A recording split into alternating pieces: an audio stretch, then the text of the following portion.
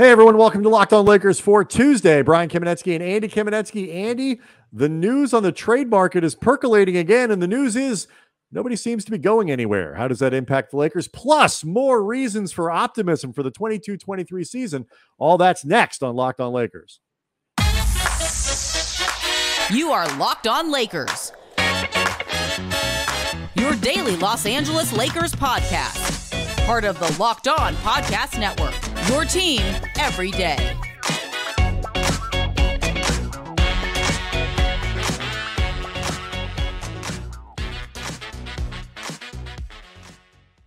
Thanks to everybody for making Locked On Lakers first listen of every day, Monday through Friday. No matter how you get your podcasts, where you get your podcasts, you get yourself a perfect podcast every time with the Locked On Lakers podcast. Locked On Lakers on YouTube is where you go to see the podcast and see me play clips from the movie Perfect when I call the podcast Perfect.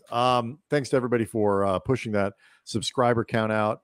We really just can't be happier with how that channel is growing, and appreciate all the comments and everybody's leaving there. Speaking of which, continue leaving those comments on the YouTube page at Locked On Lakers, or tweet us at Cam Brothers, and you can get yourself entered to win a prize pack from Doer. We're giving away one more this week ahead of Saturday's show, Saturday, August 27th, 11 a.m. If you are in LA, 170 South La Brea, we'll be at the Doer store doing a live taping of the show, a mailbag episode. And if you get if you can submit a question that is good enough to be on the show, doesn't have to make the show, but it's got to be good enough to be on it, you are officially in on that Doer prize pack that we'll be giving out later in the week. All right, so we did Monday's episode all about reasons for optimism for this season, reasons the team could be, in the words of ESPN, team turnaround. Didn't even get through all of them, Andy. There's so many good reasons to be optimistic about this team. So we're going to get to that in a second. But first, trade news. Another team has entered the market, sort of, I guess, for Kevin Durant. The Memphis Grizzlies, according to Shams Charania, are dipping a toe in the KD waters. It is an interesting idea in one sense because Memphis has a lot of good young players. They are very close to being a dominant team in the West. They finished second in the conference last year. And, you know, they're really good. And so it's kind of, but the flip side is they're really young. They built a ton of culture. And would you do that if you were them? Would you go in on KD after everything that seems to have gone wrong in these last, years?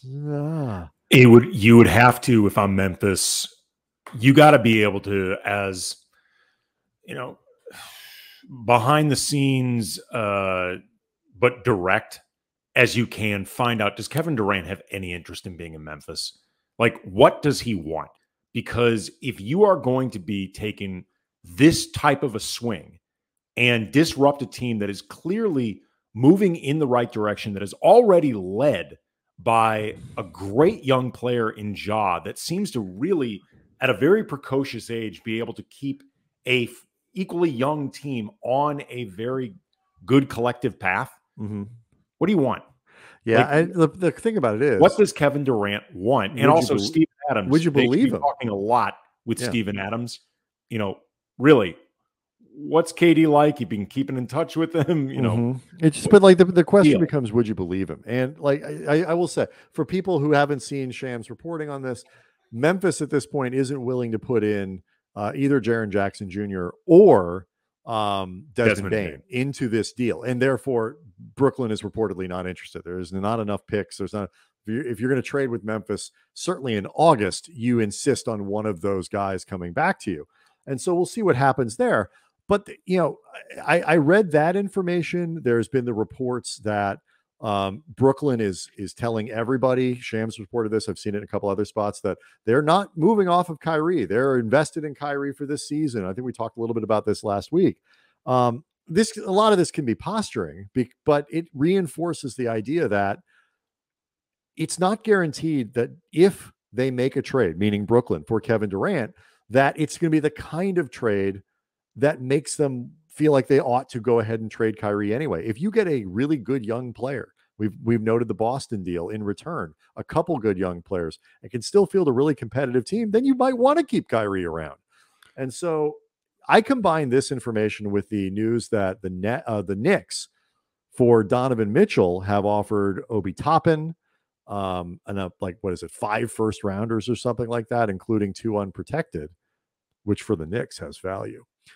For Donovan Mitchell, and Utah's not interested. You put all this together, Andy, it tells me this market isn't moving anytime soon, which means the Lakers need to make sure they've got plan B, C, and D lined up and ready to go. Well, it also, too, it starts raising the question of what is worth it in terms of their draft capital with plan B, with, if plan B is Buddy Hield and Miles Turner, plan C is Utah Jazz, Flotsam and Jetsam after theoretically Donovan Mitchell. Whenever it happens, right. Right, becomes a Knick. Like the idea of 2 first-round picks unprotected, or 2 first-round picks with some degree of protection, or 1 totally unprotected, 2 second-round picks, whatever, or Talen Horton-Tucker ends up in the equation instead of one of the first-round picks, something like that. But I think what makes this interesting is you have to evaluate this both from the perspective of, are Buddy Hield and Miles Turner worth 2 first-round picks, but also are they worth your only 2 first-round picks? Because those are different questions. Like if, say, you had 4 or 5 over the next, say, 7 years, it could become much easier to say, you know what, maybe it feels like an overpay, but we've got 3 others that we completely control. We are trying to win this thing right now. If, say, the deal is 60%, 40% in their favor, fine. Let's just do this thing. But when they're the only 2 you control between now and 2030, that becomes a very different decision than just the value in a vacuum. And that's something the Lakers are going to have to really think about in terms of asset management, but also just how much better do any of these alternate deals truly make us? Because as we've talked about before, Brian, you don't want to be cosplaying going for it or cosplaying contention. Right. That doesn't do you any good. And it's also, too, it's not just that. It's also, is the value of those 2 things, of Buddy Hield and Miles Turner for those 2 picks, better than what's potentially behind door number 1 or door number 2 or door number 3, which is stuff that opens up during the season. And, this is the problem, before we get to the optimism stuff, this is the problem kind of where they are now, which is, it is obvious that they need to do something to get better. But it's not plainly obvious if they can or what that thing is.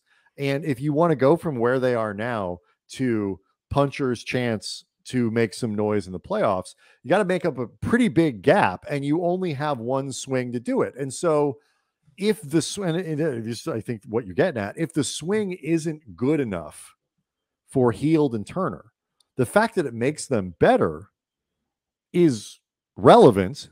Maybe want to hold on to Miles Turner after next year, and you feel like, okay, an AD Miles Turner front court, that's something we can work with, and we'll figure it out from there. It is an incremental build to something in the next couple seasons. I could even get behind that in some ways, but it's got to be with the recognition of it's probably not going to be enough for this season, and you have to be honest with yourself about that.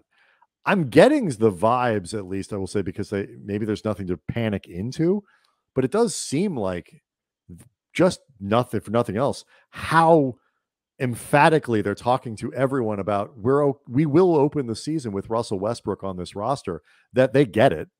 Like, I do think Pelinka gets it in that sense. Brooklyn is putting out all sorts of signals that they are going to open the season with Kyrie Irving. I mean, and Shams has reported, and Kevin Durant. Right. It also included, Kyrie would be the next theoretical domino that would fall after a Kevin Durant deal, at least possibly. It's certainly if they were doing a rebuilding trade, with getting 5 first-round picks from Memphis, that's the type of scenario that would make Kyrie Irving much more in play and much more potentially gettable for what we know the Lakers can offer them, because they can't really do any sort of, okay, you like this, you don't like this, let's try this option. They can only offer 1 package, and that's it. It's not like the Lakers. I mean, everybody knows at this point, yes, for Kyrie Irving, especially if it's Kyrie Irving and stuff, they'll add the second pick. It's not a mystery. It's just There's not, but the Nets, it's not to circle it, to finish it up, to circle it back to Memphis. It's not, okay, fine, we'll add Jaren Jackson Jr. right. It's not that. No. The Lakers don't have that to add. So, right. And the Nets seem very emphatic about, if nothing else, signaling that they are not looking to rebuild, that they want to stay competitive, that they did not go through all of this to get Kevin Durant and Kyrie Irving and then James Harden and then Ben Simmons for like, they didn't go through all of this to just tear it all down. Maybe they'll change their mind. Like you said, there could be posturing in effect. I don't get that sense though. I could be wrong. If I'm them, I open camp. I try to play 35, 40 games and see if it can get fixed. He's got 4 years left on his contract. Where's he going? Yep. All right. So that all felt negative to me, Andy. That felt sad. It felt down. Let's clean this up. Let's start getting optimistic again. Part 1 of the Optimism episode was on Monday. We didn't even get through all of it to talk about things that are reasons the Lakers could rebound this year and more than people expect. So we'll get all back to more things from our list next. But first, if you keep saying you need to make a budget and you never do it, or you keep missing your credit card payments, or you're afraid to look at your bank statements, you got to take control of your financial life. Meet Rocket Money, formerly Truebill. It's our favorite financial app because if you're sick of managing finances with buggy spreadsheets, you have an inbox overflowing with bills, you got to figure out how to handle this stuff. Again, it's Rocket Money. It used to be Truebill. Why did Truebill change its name to Rocket Money? Here's what we've heard. It's now backed by Rocket companies. These are like the Rocket mortgage guys. You've heard of them, for example. It's grown from a bill management app. This was also a report by Shams. This is what we're hearing. Right. Sources say this used to be Truebill, and they're now funded by the Rocket mortgage folks. But anyway, it's a full-on personal finance empowerment tool, and it's helping people, over 3.4 million people, with their budgeting, lowering bills, canceling subscriptions, and more, saving each of their members on average $700 a year. And I cannot tell you how important it is to have all of the stuff, not just the credit cards, but everything that you're doing, your bank statements, your retirement, all the things, your subscription, in one spot so you can see it all. It's an ecosystem, your money it is. And with all that growth, it comes the next evolution in Truebill's story. It's a new name. Bottom line, Rocket Money is everything that I've loved about Truebill, but it's a fresh look and feel, and it tells me everything I need to know. So start canceling your unused subscriptions and save money at rocketmoney.com/LockedOnNBA. That's rocketmoney.com/LockedOnNBA, or download the app from the Apple App Store or Google Play Store. Locked On Lakers also brought to you by Doer, the sponsors of the Locked On Lakers podcast and the purveyors of the world's most comfortable pants.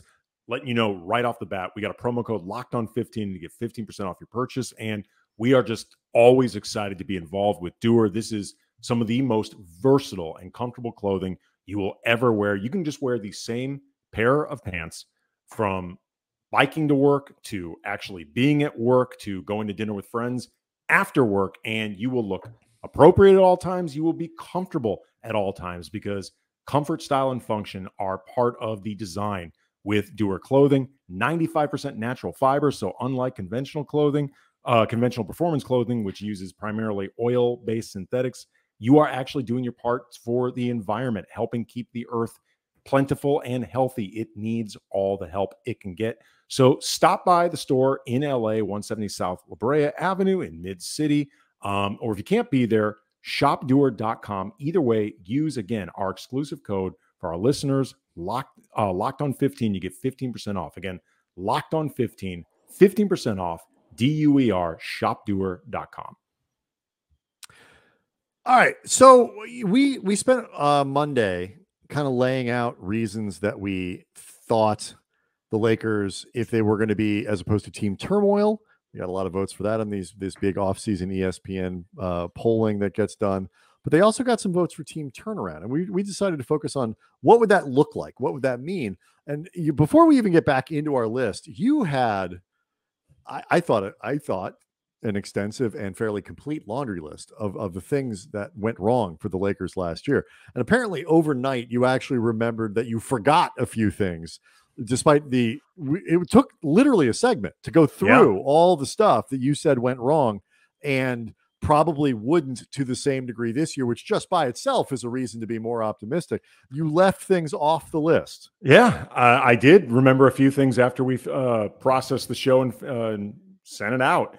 Kent Bazemore, Brian, was slated to be a key rotation player last year. You and I had identified him heading into last season as one of 6 players, LeBron, AD, Russ, THT, Kendrick Nunn, and Kent Bazemore, that would absolutely be in the rotation, play at least 25 minutes per game. Kent Bazemore played 25 minutes in 7 games the entire year last year. To be fair to us, we were correct at the beginning. He just sucked. I'm just saying, like, that Frank Vogel determined very quickly that one of the key guys, and I think they felt the same way too when they brought him in, one of their key acquisitions was unplayable. That is a really big deal. It was a red flag. Brian, the Lakers played Isaiah Thomas, who had been struggling to stay in the league since the last time he was with the Lakers in 2019, and Darren Collison, who'd otherwise been out of the league and retired since 2019. Both of those guys played meaningful minutes for a stretch with the Lakers. Speaking of out of the league, 6 players the Lakers opened their season with last year: Trevor Ariza, Carmelo Anthony, Dwight Howard, Avery Bradley, Wayne Ellington, Rajon Rondo, currently don't have jobs in the NBA. And I'm not even counting, Brian, somebody like DJ Augustine, who joined mid-season last year, currently doesn't have a job, but he at least began last season with a job in Houston. Or again, guys like Collison and Thomas, and Bazemore, who is going to be in camp with Sacramento. I do not believe that is a guaranteed deal. So sure. But I'm talking purely guys, Brian, the Lakers deemed worthy of opening the season with. 6 of them are not employed in the NBA. So again, just thinking this through, and who knows, I might even have more as this week goes along, but just to truly illustrate why you should not at least try to evaluate everything for this coming season through the prism of last year, because it was such an unmitigated disaster, and it is a very different team this year, even if you believe this year's team has flaws and question marks. Which it does, and that's fine. And we talked yesterday, like, when we talk about team turnaround, this doesn't mean competing for a championship. It's being part of the conversation. It's being a respectable team that's, in that playoff mix, and that you can look at and is fun to watch and is something you can be proud of. Certainly. And who knows, maybe better than any of us predicted. Maybe, but back to something that isn't a tire fire would be a start. So I still have a lot of things on my list that I legitimately feel can turn out well for the Lakers. These are ifs, that if this happens, the team will benefit. But I think they're realistic ifs. And we talked a little bit about the shooting. Austin Reeves, perhaps if he, in his sophomore season, not hitting the rookie wall, performs a little bit better from 3-point range, more like he did earlier in the season last year, as opposed to what he did down the stretch.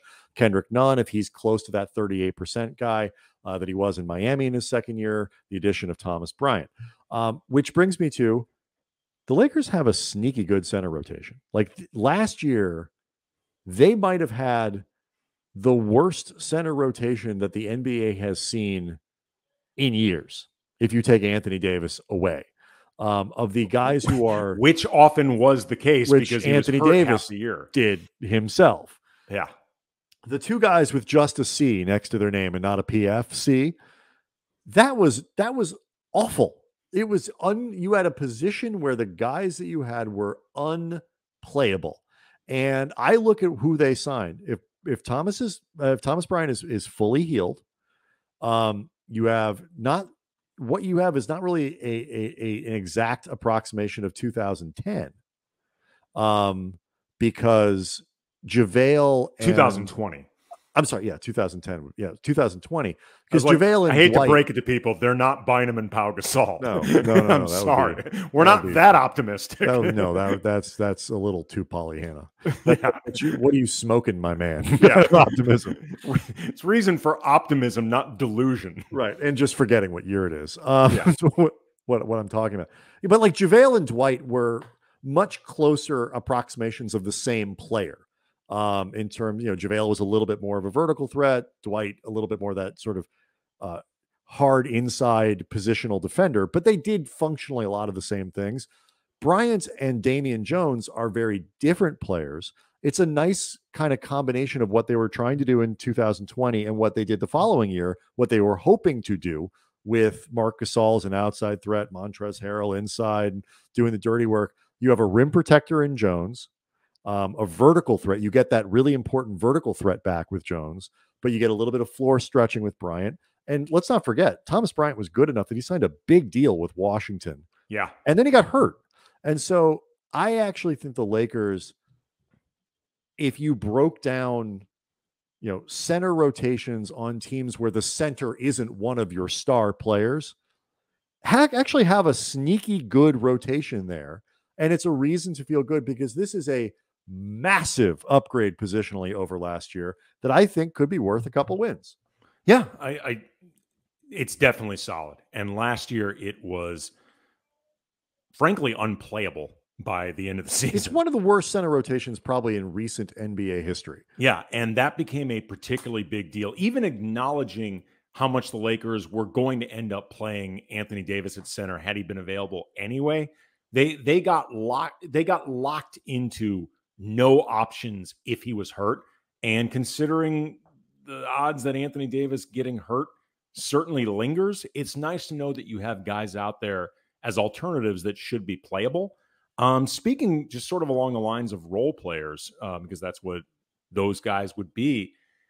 I think one advantage the Lakers may have heading into this year is with the possible exception of Lonnie Walker IV. I'll get into why I'm saying him specifically. The new guys are all slated to be role players and have really never been anything other than role players in their career and seem like they've bought into everything that comes with being a role player and know what a role player mentality and skill set is. They know that skill set and mentality is what's going to keep them in the league for a foreseeable future and pretty well compensated. And they need to worry about living up to role player expectations to stay in the league.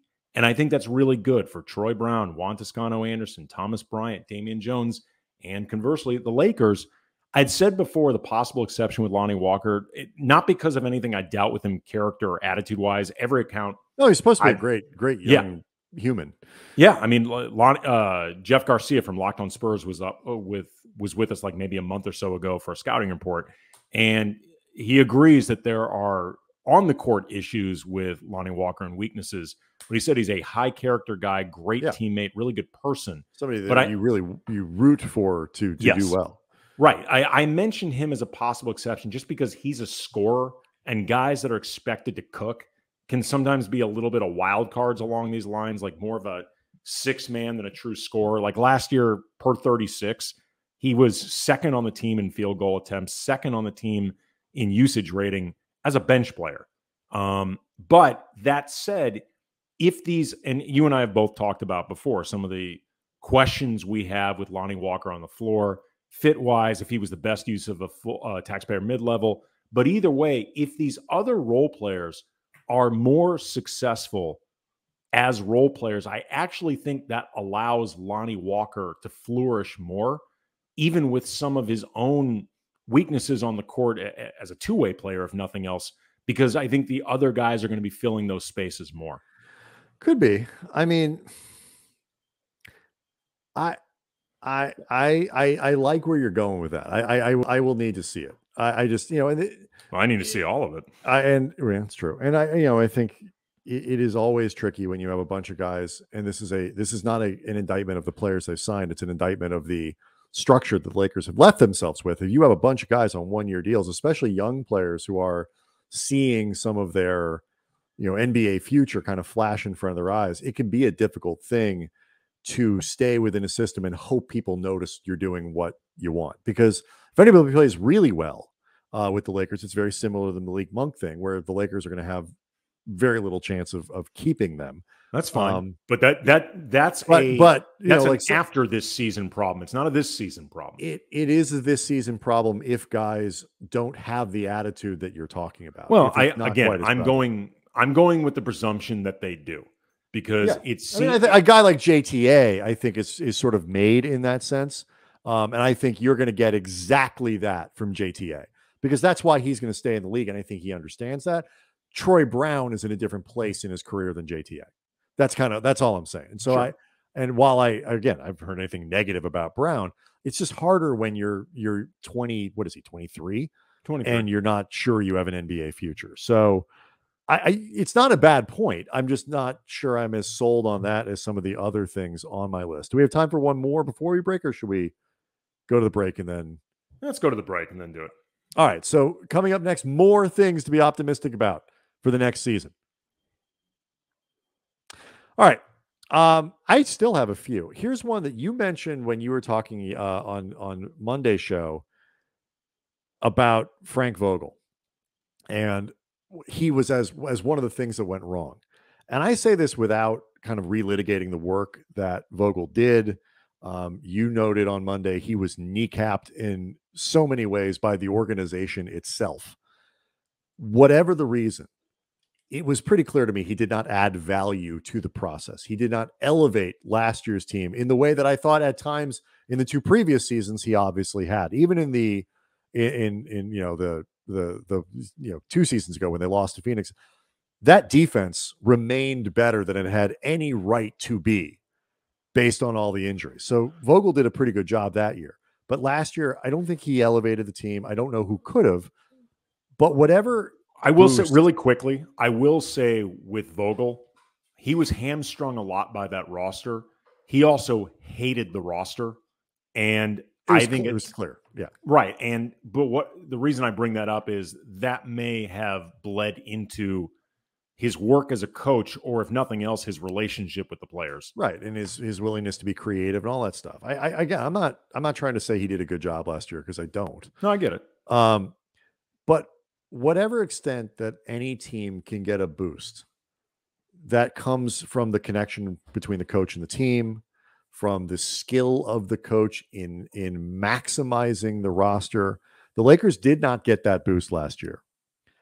And so I don't know how many wins that's worth. It probably depends on the team. It depends on the year, and it depends on 20 other things that go beyond the coaching. But whatever that boost is worth, the Lakers did not get it last year. And I think they are in a much better position to get it this year with Darvin Ham. Not solely because I think Ham is a better coach, but just because the context is very different. And Ham will not be undercut first and foremost by his own team. Obviously, there was a good relationship, or good enough relationship, between LeBron and Anthony Davis and Frank Vogel, and the trickle-down effect from there. And I always got a sense that LeBron was impressed by Frank Vogel's preparedness and all the work that he put into this stuff and his dedication. Like, I think he had respect for Frank Vogel as a worker. And that was something in particular during the first season, I think, came through.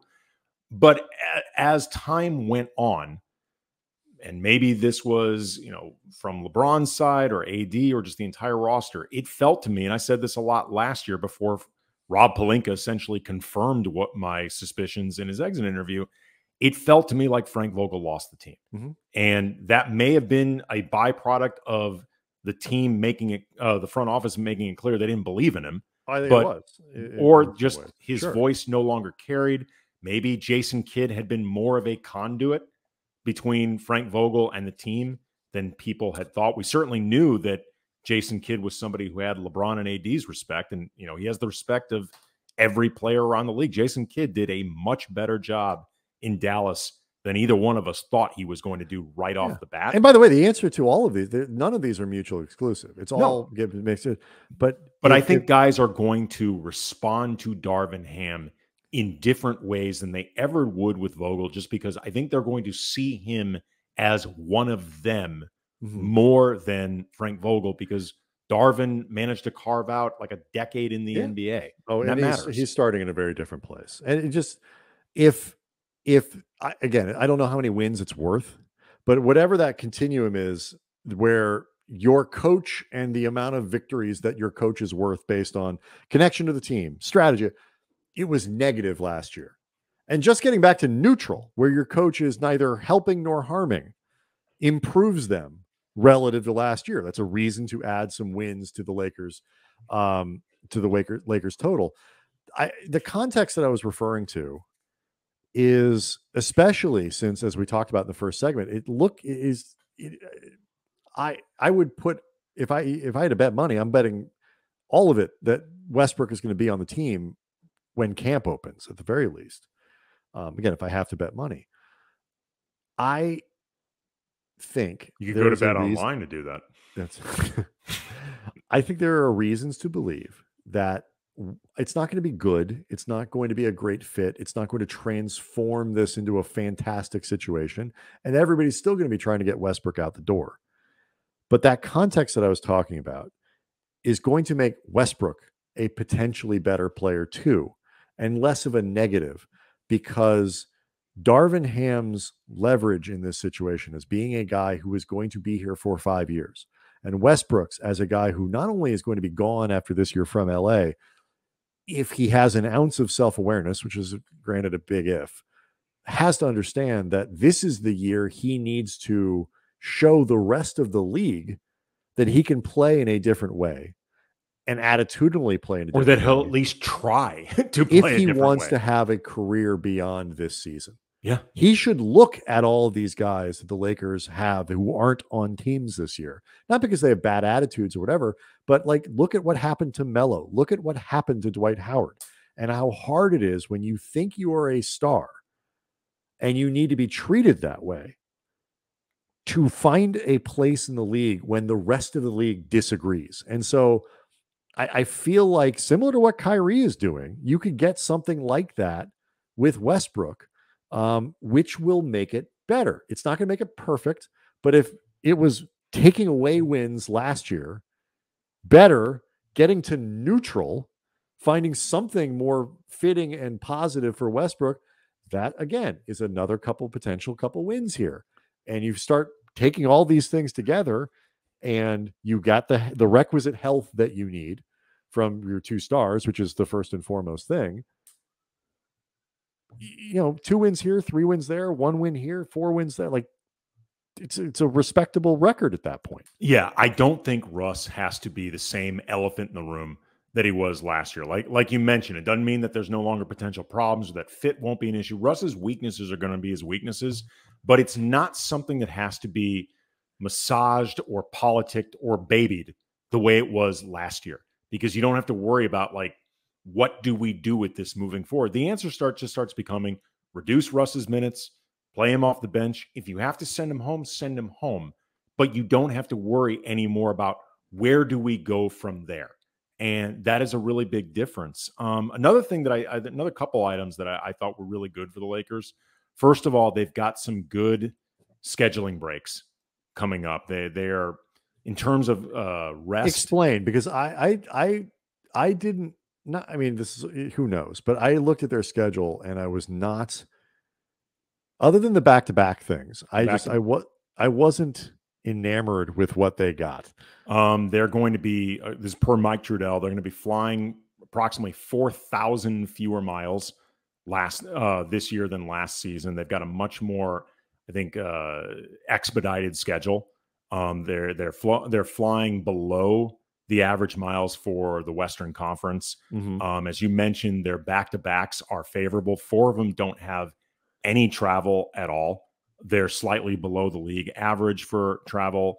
Per Matt Moore, they are tied for the fewest back-to-backs in the league, but also the most rest advantage. Mike Trudell, reading from him right now, LA has a nice advantage in terms of rest this season, with 14 games considered, quote, fresh, meaning they don't play the day before a game, but their opponent does. They'll be tired for 8 games, with the opposite effect, with 60 games even, where either both teams did or both teams did not play the day before. That nets out to a +6.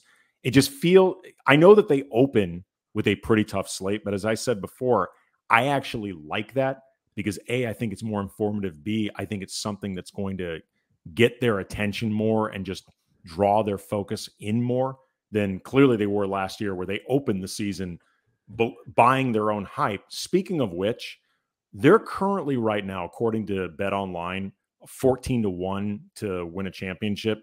That's just their odds. That's the odds they're getting right now from Bet Online. It's vacillated from times, and who knows what could happen with a trade. trade doesn't happen, we'll see. But the reason I bring this up is last year, when the preseason ended, they opened the season anywhere from a 3 to 4 to 1 favorite. And like I said, they clearly bought their own hype. They clearly felt that whatever issues were either there on paper or there during the preseason or there to start the season, I don't think they really bought into the idea of, holy bleep, we got a lot to fix, until it was far too late to fix it. Yeah.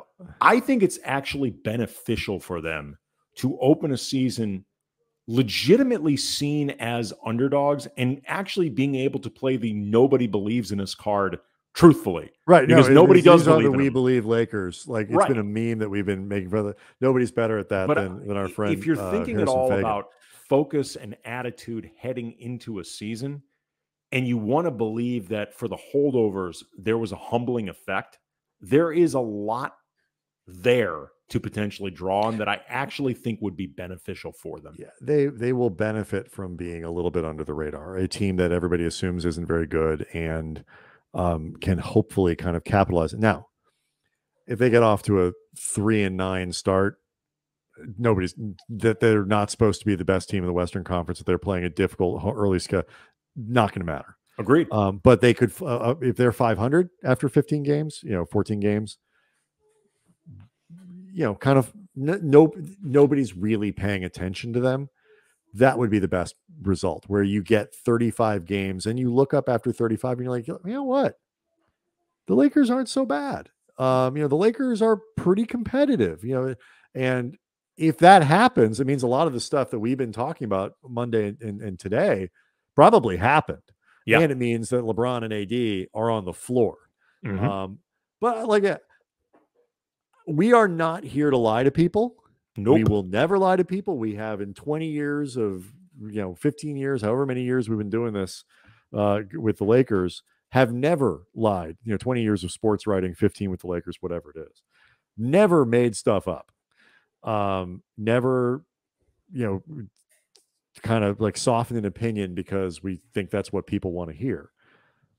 But in the spirit of that, there are reasons to believe that it may not be a disaster this year. And everything we brought up, I think, is believable. It's possible. We're not predicting it, but I don't think it's beyond the realm of possibilities. Nobody's saying feel Kendrick like Nunn or Lonnie Walker need to be 6th man of the year for this stuff. Like, these are realistic things that could go right. Now, the Lakers need to pile up a lot of these doable ifs on top of each other. But you know what? So does every team that succeeds. Yes. And as long as you're not translating that into, okay, now we can go win a title, then you're in good shape. And I think there is that one last thing to be optimistic about. The Lakers are very obviously still interested in improving the team. So they're not going to settle for where they are now. And I don't think that's just posturing. So, all right. 2 days of optimistic talk about the Lakers. I feel better. Don't know what's next. We'll see what they come up with. Reminder, August 27th, 11 a.m. Get those mailbag questions to us. You'll be eligible to win the second Doer prize pack. If you show up at 170 South La Brea at 11 a.m. On Saturday, you got a chance to win more stuff. There'll be a lot of giveaways going on there, and you can be part of the show. If you're in the building and you are a fan of the show and you want to be part of it, we'll make that happen for you. We'd love to see you. All right, so we'll see everybody next time. Thanks.